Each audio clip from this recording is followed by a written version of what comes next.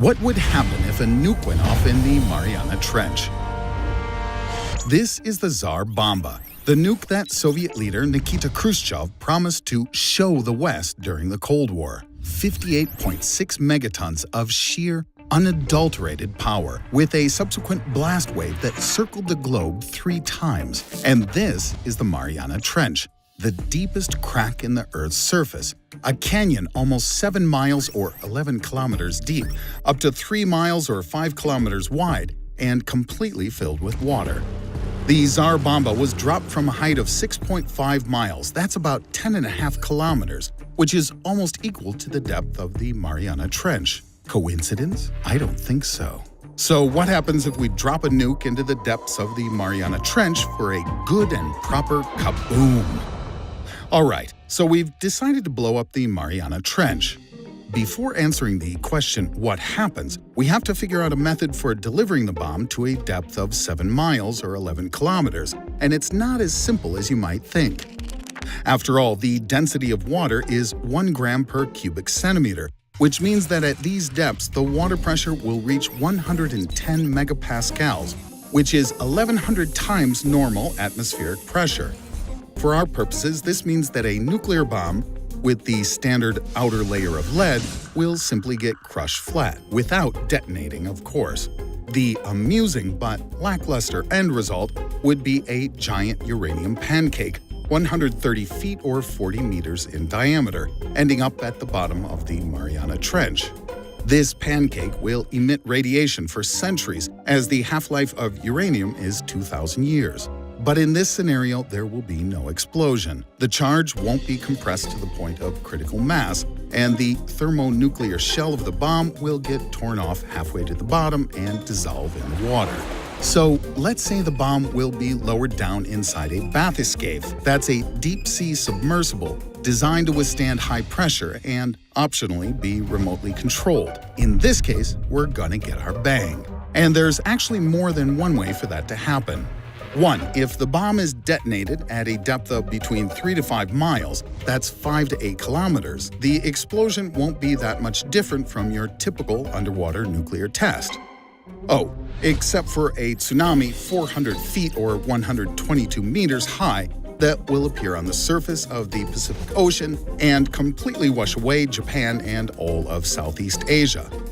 Also, half of Australia and the eastern regions of China will see tremendous flooding, and the U.S. Pacific coast, especially San Francisco and Los Angeles, will be besieged with waves up to 250 feet or 76 meters. Other corners of the globe will get their share too, albeit somewhat milder, relatively speaking. Also, the background radiation in the Pacific will rise slightly for a few days before going back to normal. 2. If the bomb is detonated at a depth of between 5 to 7 miles or 8 to 11 kilometers, or at the very bottom, then we'll have to take into account the fact that the Mariana Depression is located at the boundary between 2 tectonic plates, the Pacific and the Filipino. If the world's most powerful nuclear device is set off at this spot, the shock wave from the blast, reinforced by the hydrostatic effect, will produce a tremendous downward force precisely at the location of one of the lithospheric weak spots, the junction of tectonic plates. As a result, the plates will start either converging or diverging very quickly, and either option spells trouble for humankind. So, if the bomb explodes at or near the bottom, we're not going to get away with just a really big splash. The energy received at the base will be transferred to the boundaries of the tectonic plates at the speed of sound. Part of that energy will be reflected back up from the bottom of the trench to be liberated at the surface in the form of a colossal, ultra-super tsunami. Only this time, the tsunami will be just the tip of the proverbial iceberg. Next, we'll see massive magnitude 12 earthquakes occur across the entire ring of fire, which will then give rise to a second installment of mega-uber tsunamis even higher than before. We'll next be treated to a gargantuan release of magma back at the area of the explosion, and this will set off a chain of volcanic eruptions to complete the picture, lest the survivors in the highlands assume they've been given a lucky break.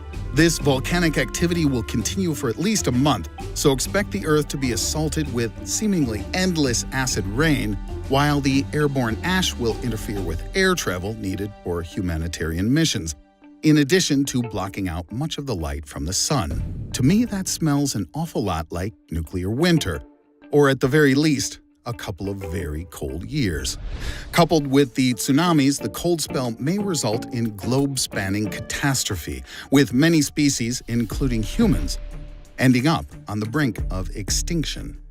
There's also the possibility that a Tsar Bomba-type explosion at a depth of roughly 1.5 miles or 2.5 kilometers from the bottom of the Mariana Trench could punch a hole in the Earth's crust, sufficient to produce a magma fountain. The fountain would then form a new continent, while also bringing about the same tsunamis and environmental problems previously discussed. In addition, the tremendous impact could push the planet very slightly out of its current orbit. This will either bring us closer to the sun, where we'll thoroughly fry, with dear old Earth turning into something like a second Venus, or on the contrary, the impact might move our orbit further out, where we would descend into a kind of permanent winter. Finally, there's the possibility that so powerful an explosion at the location of a tectonic fault will simply tear the planet itself apart. The fate of humankind in that scenario is easy to see. Fortunately, however, the likelihood of any of the above happening is extremely low. As experience shows, in the end, humans are no fools. Shortly after the successful atmospheric test of the Tsar Bomba in 1963, the nuclear club countries signed in Moscow a treaty banning nuclear weapons tests in the atmosphere, in outer space, or underwater, a safeguard of sorts to prevent future catastrophes.